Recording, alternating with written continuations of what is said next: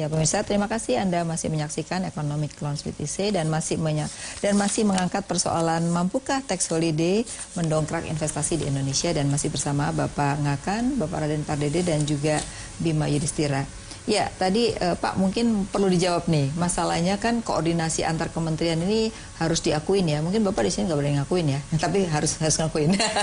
Artinya gini Pak, tidak ada koordinasi yang baik, akibatnya kebijakan yang sudah banyak dan baik itu tidak ada yang mengawal. Saya ingat di zaman tahun 98 tuh ada yang namanya Menseknek itu mengikuti terus, yang belum selesai dia yang ngingetin terus. Jadi semua kebijakan itu berjalan. Nah ini habis rapat kabinet ada kebijakan, tapi kemudian tidak terjadi implementasi kalau nggak ada yang ngawal. Nah ini gimana nih Pak, cara departemen juga ikut serta mengawal kebijakan? Ya mungkin sebelum saya jawab itu mungkin ada beberapa yang tertinggal tadi mengenai turunan dari PMK ini. Ini pasti Mas, pasti ada. Karena turun ini gelondongan ini. Betul. Ini 17 kelompok ini baru kelompok besar industri. Maka nanti akan diklarifikasi lagi ke dalam KBLI pada saat Kepala BKPM akan mengeluarkan keputusan. Dan inilah yang akan mengklarifikasi semua industri-industri yang ada pada kelompok ini. Itu akan pasti ada. Nah kemudian yang kedua mengenai koordinasi antar kementerian, saya kira mungkin tanpa saya sebutkan publik sudah bisa merasakan. Nah inilah justru keberadaan Menko kan untuk mengkoordinasikan sebagai dirigen. Misalnya ada Menko Perekonomian yang terkait dengan masalah ekonomi, harus ada dirigen yang untuk mengendalikan gitu. Nah kemudian untuk investasi, percepat investasi, kemudian kecepatan berusaha, memang di tingkat nasional sudah dibentuk sekarang Satgas Percepatan Berusaha. Ya? Nah masing-masing itu di kementerian sendiri juga membentuk. Sebelumnya kan ada Pokja Pak, udah ada Pokja, ini Pak Raden salah satu anggotanya. Satgas Percepatan Investasinya. Nah Satgas Percepatan Investasinya itu masing-masing kementerian yang mana investasi itu merupakan sektornya mereka yang dominan di sana, mereka yang harus berperan lebih banyak. Kemudian di internalnya mereka juga membuat, dan ini akan dirapatkan secara reguler di bawah Menko Perekonomian. Dan itu ada usaha-usaha untuk itu, saya kira sudah ada. Nah kemudian terkait dengan industri 4.0 ini, kita juga mengusulkan adanya KINAS, Komite Industri Nasional, di mana Presiden sebagai pimpinan tertingginya. Nah, Presiden kasihan banget Pak, jadi ketua macam-macam nih Pak. Ya itulah keinginan kita, semua menteri ada di jajaran bawahnya. Seperti yang Maafi sebutkan tadi, jangan sampai industri kita butuh bahan baku berurusan dengan pertanian, berurusan dengan kehutanan, berurusan dengan SDM. Nah sekarang SDM juga sudah menyampaikan bahwa gas dan lain sebagainya bukan merupakan komoditi tapi modal pembangunan. Nah ini kan perlu kita pandu di lapangan. Sebagai modal pembangunan, apapun risikonya, kalau itu sepanjang untuk bisa memberikan peningkatan ekonomi nasional, kan itu harus dilakukan. Sake of the economic growth kan begitu mestinya. Dan ini perlu kita pandu sama-sama gitu. Dan inilah pentingnya kekuatan dari dirigen yang ada. Gitu. Nah, salah satu keluhan juga yang mungkin pernah didiskusikan juga Pak Raden dalam satu diskusi, di mana sekarang banyak harga-harga yang harus dilaporkan dulu ke menteri kalau mau menaikkan harga, kemudian harga harus ditetapkan oleh pemerintah. Ini membuat juga orang yang mau investasi mikir-mikir, jangan-jangan saya investasi harga yang sudah mekanismenya mereka tahu ternyata harus ditetapkan oleh pemerintah. Gimana ini Mas Raden kalau ini terjadi? Ini agak berat nih katanya. Karena banyak yang sekarang yang sudah ada pengusaha itu mengeluh. Kalau harga itu dipatok oleh pemerintah, mereka itu susah untuk menetapkan margin, padahal mereka itu kan punya uang harus untuk investasi, untuk pengembangan gitu. Gimana Mas Raden? Ini memang menurut saya ya perlu ditata ulang. Ya, harus hati-hati dengan ini. Jadi memang kalau ada misalkan penugasan seperti katakan bensin yang disubsidi atau solar kan, ya sudah itu sudah jelas itu subsidi kan di situ.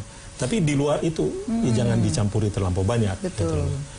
Karena sekali kita mencampuri harga ini, efeknya kemana-mana. Itu jadi konsistensi dengan yang disebutkan iklim investasi menjadi berbalik kan. Karena mereka tadi yang dikatakan Mbak Afi, dia berinvestasi dengan hitung-hitungan bahwa semua namanya pebisnis. Harganya berapa nanti? Kan harus ada untung Pak. Dan ada kepastian, dia sudah memproyeksikan kalau tahun begini kira-kira harga begini saya untung sekian, maka saya akan melakukan investasi dari hasil itu kan. Nah dengan begini dia akhirnya bisa menunda investasi. Dan malah membuat ekonomi terjadi perlambatan gara-gara begini. Jadi menurut saya harus katakan ini harus hati-hati. Ya, sekarang udah mulai nih, ada beberapa nih. Ya, ada beberapa yang kita sudah lihat akhir-akhir ini, ada beberapa. Karena yang kedua yang harus hati-hati juga adalah, oke lah, disebutkan dia kasih batas atas, tapi bisa juga batas bawah, kan nantinya. Jadi sekali intervensi di harga, Pak, berbahaya. Itu sudah menyangkut kepada balance sheet, menyangkut kepada profitability, menyangkut kepada balance sheet, menyangkut kepada revenue dari setiap dunia usaha, Pak. Itu. Jadi kalau bisa tolong teman-teman di kementerian itu berhati-hati mengenai ini, Pak. Karena di sisi lain tadi kita sudah sebutkan kita ingin memberikan iklim investasi yang lebih baik. Tapi di sisi ini justru kontraproduktif. Jadi itu menarik. Jadi dalam artian hati-hati karena dalam soal BBM itu, Pak, itu kan ini yang hilirnya nih yang sekarang sedang diatur harganya nih. Padahal dia merupakan satu grup yang besar. Hulu juga dia bermain, sedangkan tadi betul ini kan yang mau dikasih insentif fiskal terutama yang hulu. Artinya jangan sampai kecil permasalahan yang ada di hilir karena sekarang porsi SPBU yang swasta itu yang non Pertamina masih kecil gitu ya dibandingkan total. Tapi ini bisa menjadi cerminan seperti kasus Freeport juga. Ada tidak konsistensinya kebijakan di situ. Itu membuat investor yang akan masuk. Saya mikirnya sih investor yang melihat yang ada aja nggak menarik gitu ya. Yang ada aja seperti ini. Jadi intervensi pasarnya juga merusak akhirnya. Nah, kalau kita lihat di negara lain kan ada rasio-rasio yang mereka perhitungkan. Jadi paling tidak pemerintah juga tahu harga pokok itu berapa sih, sehingga kalau marginnya itu terlalu tidak masuk akal, mereka bisa tahu gitu. Nah, kita ini kan nggak punya patokan terhadap rasio cost gitu loh. Sehingga gimana? Menurut saya tidak bisa serta-merta dengan cara begitu. Ada dua cara. Untuk hal-hal memang seperti public utility, seperti misalkan listrik itu ada. Sudah jelas kalau itu kan. Pakai margin tertentu karena memang dia monopoli, namanya natural monopoli. Oleh karena itu bisa diatur. Tapi yang di luar itu yang bermain adalah fungsi dari KPPU. Jadi KPPU ini harus berfungsi dengan baik. Ya, Komite Pengawasan Persaingan Usaha. Apakah ada terjadi kolusi atau oligopoli yang bersama-sama mereka mencoba membuat harga ini untuk keuntungan dari sekelompok. Gitu. Itu KPPU-nya yang kita harus benerin. Artinya KPPU-nya harus bagus itu. Jadi di dalam satu model ekonomi pasar supaya itu jalan KPPU-nya harus benar. Tapi kalau dia monopoli itu diatur. Itu dia. Jadi dua itu. Iya. Jadi dua model itu yang sebenarnya harus diterapkan dengan baik sehingga pasar itu bisa membuat seperti apa yang harus dia lakukan gitu ya untuk ke depan ya. Tapi kalau kita lihat tadi yang praktek yang sekarang terjadi bukan hanya pada yang monopoli ya, tapi pada yang perfect competition juga terjadi, Pak. Nah ini kan jadi problem. Itu yang saya sebutkan tadi, hati-hati dengan ini. Ya, karena kalau nanti akan berbalik ini. Ya, bisa mendistorsi pasar keseluruhan, produk-produk lain akan terkena. Yang kedua tadi kita sudah sebutkan, jangan-jangan kita menggiatkan diri untuk menarik investor, justru mereka berbalik melihat ini. Betul. Nah, masalah satu lagi food and beverage, satu lagi adalah pangan yang berkaitan dengan pernah ada kasus ya, misalnya kasus beras, di mana pengusaha swasta itu dianggap mengambil punya petani yang disubsidi. Akhirnya sekarang tidak orang yang mau membeli beras. Nah ini kan jadi problem. Akhirnya harus pemerintah sendiri yang pengadaan beras dan mereka sendiri takut terhadap pembelian terhadap petani karena pasti pupuknya disubsidi kan. Gimana coba? Ini kan bisa jadi nanti backfire juga, harga-harga beras bisa jadi naik karena harus pemerintah semua yang menyediakan. Ya, backfire terhadap harga beras gitu ya.